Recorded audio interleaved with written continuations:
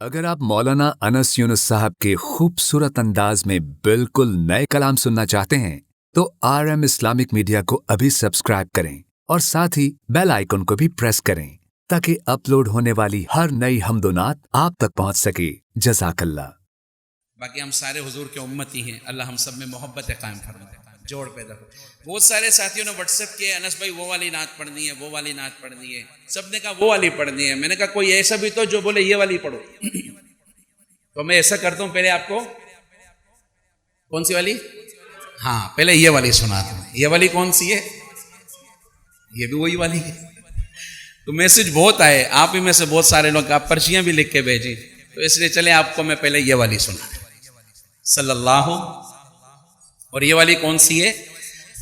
ہم نے آنکھوں سے دیکھا نہیں ہے مگر ہم، بھائی یہاں تو پڑھنا پڑے گا۔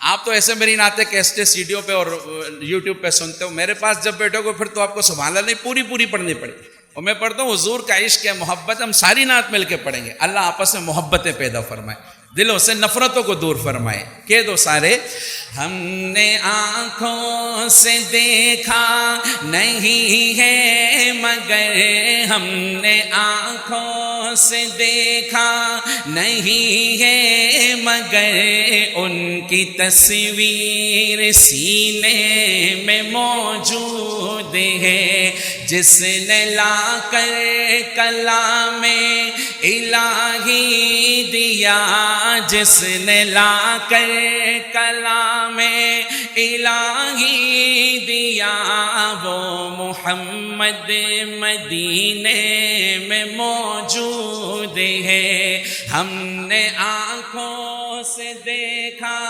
نہیں ہے مگر ہم نے آنکھوں سے دیکھا نہیں ہے مگر ان کی تصویر سینے میں موجود ہے۔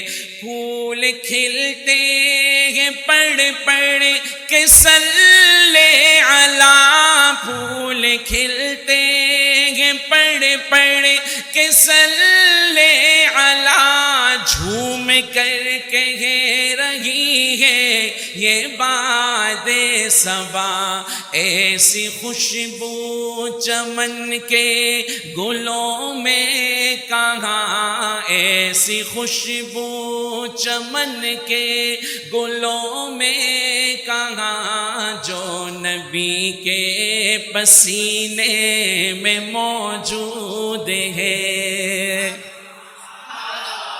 صحابہ فرماتے ہیں بتانا نہیں پڑتا تھا کہ دو جہاں کے آقا یہاں سے گزرے ہیں، خوشبو بتاتی تھی کہ حضور گزرے۔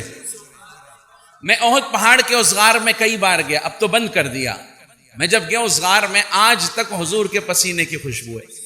جہاں ہمارے نبی زخمی حالت میں تشریف فرما ہوئے، مجھے دیکھنا یوں، کوہنی مبارک یوں، سر یوں، بیہوشی کے عالم میں تھے نا، دانت شہید، رخسار زخمی، سر پہ چوٹ، احد والے دن غزوہ احد۔ تو اس جگہ میں جب گیا، جب دیکھا نا، حیران رہا۔ آج تک وہ جگہ ویسی ہے، کوہنی کی جگہ، کوہنی کا نشان، سر کی جگہ سر۔ میں نے وہاں ہاتھ پھیرا تھا، 8-10 گھنٹے میرے ہاتھ سے خوشبو ختم نہیں۔ ابھی 1-2 سفر پہلے احد پہاڑ کی میں بالکل اونچائی پہ جہاں ٹاور لگے نا، وہ ساتھی وہاں لے گئے، وہ جیپیں لائے، وہ ذرا پاور والی، کہہ رہے احد کے اوپر جائیں گے۔ میں نے کہا نہیں جا سکتے، کچا راستہ، جیسے آپ کبھی جھیل سیف الملوک جاؤ یا ان جگہوں پر، اس سے بھی سخت۔ خیر اللہ لے گیا، وہاں سے جب مدینہ دیکھا یوں نظر آ رہا تھا، اور ادھر بھی وہی خوشبو آ رہی تھی جو اس غار میں آ رہی تھی۔ تو پھول غلط نہیں کہہ رہے نا، ایسی خوشبو جو نبی کے پسینے میں ہم میں نہیں ہے صلی اللہ علیہ۔ پھول کھلتے ہیں پڑھ پڑھ کے صلی علی، جھوم کر کہہ رہی ہے یہ باد صبا، ایسی خوشبو چمن کے گلوں میں کہاں، ایسی خوشبو چمن کے گلوں میں کہاں، جو نبی کے پسینے سینے میں موجود ہے. ہم نے آنکھوں سے دیکھا نہیں ہے مگر سب کہو ہم نے آنکھوں سے دیکھا نہیں ہے مگر ان کی تصویر سینے میں موجود ہے. چھوڑنا تیرا طیبہ گوارا نہیں, چھوڑنا تیرا طیبہ گوارا نہیں, سارے عالم میں ایسا نظارہ نہیں, ایسا منظر زمانے میں دیکھا نہیں, ایسا منظر زمانے میں دیکھا نہیں, جیسا منظر مدینے میں موجود ہے. جس نے لا کر کلام الہی دیا, جس نے لا کر کلام الہی دیا, وہ محمد مدینے میں موجود ہے. ہم نے مانا کہ جنت بہت ہے ہنسی, ہم نے مانا کہ جنت بہت ہے ہنسی, چھوڑ کر ہم مدینہ نہ جائیں کہیں, کیونکہ جنت میں سب ہے مدینہ نہیں, کیونکہ جنت میں سب ہے مدینہ نہیں, اور جنت مدینے میں موجود ہے. شعر تو بڑا پیارا ہے, لیکن آپ کو ایک بات بتاؤں, بہت سارے شعراء نے اس شعر کو اپنے اپنے انداز میں پڑھا ہے, اپنے اپنے وزن میں پڑھا ہے, لیکن عجیب بات بتاؤں, پڑھا تو ہے شعر میں نے بڑا اچھا ہے, لیکن حقیقت کے خلاف ہے. حقیقت کے خلاف کیسے؟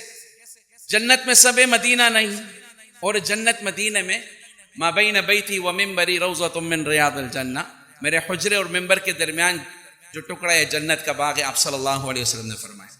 یہ حصہ ٹھیک ہے, پہلا حصہ جو کیونکہ جنت میں سب ہے مدینہ, یہ غلط ہے. جنت میں مدینہ بھی ہے. اب آپ سوال کرو گے کہ یہ کیسے, تو سن لو. حدیث شریف میں آتا ہے قیامت والے دن, اللہ کتنی قیمتی بات ہے, جو لوگ مسجدوں سے جڑے ہیں نا اور مسجدیں بنانے میں حصہ لیتے ہیں, ان کے لیے قیمتی بات ہو گئی, خدا اللہ کی طرف سے ذہن میں آئی. قیامت والے دن دنیا کی جتنی بھی مسجدیں ہیں, جتنی بھی, چاہے مصلی مسجد عالی شان ہے یا بس نارمل سی, جتنی بھی مساجد, اللہ تعالیٰ ساری مساجد کو جوڑیں گے اور یہ جڑ کے مسجد نبوی میں شامل ہو جائیں گی. اور مسجد نبوی ان ساری مساجد کے ساتھ جڑ کے بیت اللہ مسجد حرام میں شامل ہو جائے گی, اور بیت اللہ ساری مسجدوں کو لے کے جنت میں چلی جائے گی. تو حضور کے زمانے کا جو مدینہ تھا, آج کی مسجد نبوی بہت بڑی ہے, کیونکہ غابہ کے لفظ آتے ہیں جنت البقیع کے لیے. غابہ جنگل کو کہتے ہیں. اس زمانے میں جنت البقیع جنگل ہوا کرتا تھا. حدیث میں آتا ہے بقیع الغرقد. بقیع الغرقد کا مطلب یہ کانٹوں والا قبرستان, وہاں جیسے جھاڑیاں ہوتی ہیں نا, تو غابہ, ہم لوگوں نے تو جنت البقیع بنایا پاکستانوں نے, یہ جنت البقیع پاکستانیوں نے ہی بنایا, اور مشہور زیادہ ہی ہو گیا ماشاءاللہ. وہ پہاڑ پہ اوپر لکھا گا اکاڑا سے آیا ہوں, مراد پوری ہو, اللہ معاف کرے. تو اب جنت البقیع ہم نے, اصل میں حدیث میں لفظ آتے بقیع الغردق, غرقد, غرقد کانٹوں والا قبرستان, وہاں جنگل ہوتا. اور ایک لفظ آتا ہے حدیث میں غابہ, بقیع جو تھا جنگل میں تھا, میری بات سمجھنا. اور آپ صلی اللہ علیہ وسلم جو مسجدیں کتنی تھی, ما بین بیتی و منبری, منبر اور حجرہ معاشے کے درمیان ادھر اور اتنا ادھر, اور اس سے تھوڑا آگے پھر یہ عثمان رضی اللہ تعالیٰ عنہ کی توسیع تھی, اور اوپر لکھا ہوا ہے گرین گرین کلر کا, ھذا الحد المسجد النبوی. آپ حضرات نے دیکھا ہوگا, یہ اس وقت کی مسجد نبوی تھی. تو بقیع اگر ادھر سے دیکھو بہت دور لگتا, اب تو جنت البقیع ہی مسجد میں آ گئی. تو گویا کہ وہ جو مدینہ تھا وہ تو پورا کہاں پر آ گیا, بھائی سمجھو مسجد نبوی میں آ گیا نا. جب مسجد نبوی پوری ہی مسجد حرام کے ساتھ جڑ کے جنت میں جا رہی ہے تو مدینہ بھی تو جنت میں چلا گیا. پتہ نہیں سمجھ میں آیا کہ نہیں آیا؟ تو زبانیں لاؤ نا اتنا بڑا سرے لاتے ہو یار. بولو سبحان اللہ. شعر اچھا ہے لیکن حقیقت کے خلاف ہے. میں نے اس لیے پڑھا تاکہ اس کی وضاحت کر لوں, آپ حضرات کے علم میں آئے کہ جنت میں مدینہ بھی ہے اور مدینہ جنت میں بھی ہے, دونوں ہر جگہ ہیں. اللہ ہمیں جنت والا بھی مدینہ نصیب فرمائے. اور ایک بار سارے میرے ساتھ کہہ دو, ہم نے آنکھوں سے دیکھا نہیں ہے مگر. اچھا یہ شعر ہے ہم نے آنکھوں سے دیکھا. انشاءاللہ ایک وظیفہ آخر میں بتاؤں گا تو یہ شعر الٹا ہو جائے گا. جو اس پہ عمل کرے گا تو یہ شعر کیا ہو جائے گا, سمجھ کے نا, الٹا ہو جائے گا. ابھی پڑھو ذرا.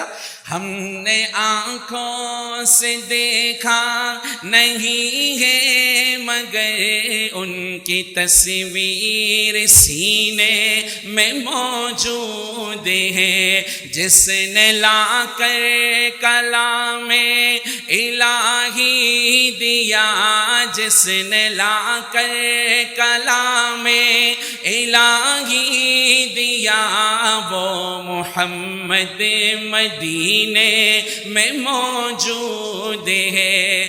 میں چاہتا ہوں ایک بار سارے کہہ دو, جس نے لا کر کلام الہی دیا, جس نے لا کر کلام الہی دیا, وہ محمد مدینے میں موجود ہے. ہم نے آنکھوں سے دیکھا نہیں ہے مگر ان کی تصویر سینے میں موجود ہے.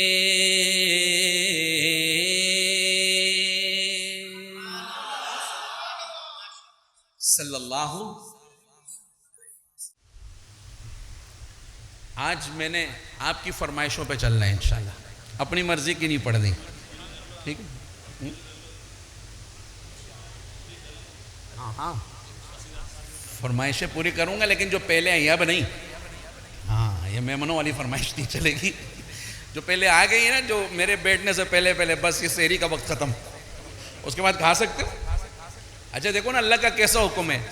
آپ کو کوئی بولے کہ رات کو 4-5 بجے نیند سے اٹھو اور کھاؤ, عام دنوں میں کھاؤ گے نہیں.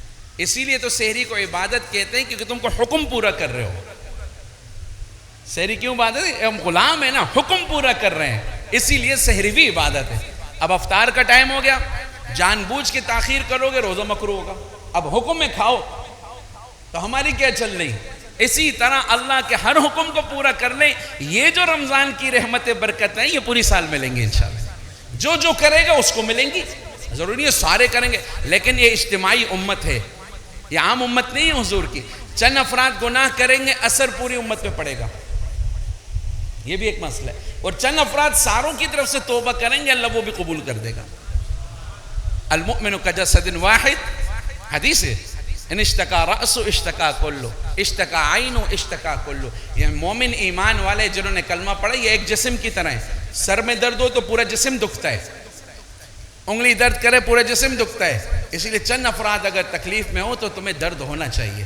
اگر درد نہیں ہو رہا تو سمجھ لو ایمان بہت کمزور ہو گیا, پھر اللہ کی جھاڑو چلتی ہے اور صفایا ہو جاتا ہے. فلسطین میں کیا ہوا, فلاں جگہ کیا, ہمیں کم از کم درد ہو, تکلیف ہو کہ ایمان والے اپنے خون سے افطار کر رہے ہیں, خون سے روز. اللہ تعالیٰ ان کے حال پر رحم فرمائے, اللہ تعالیٰ ان کی نصرت فرمائے, مدد فرمائے.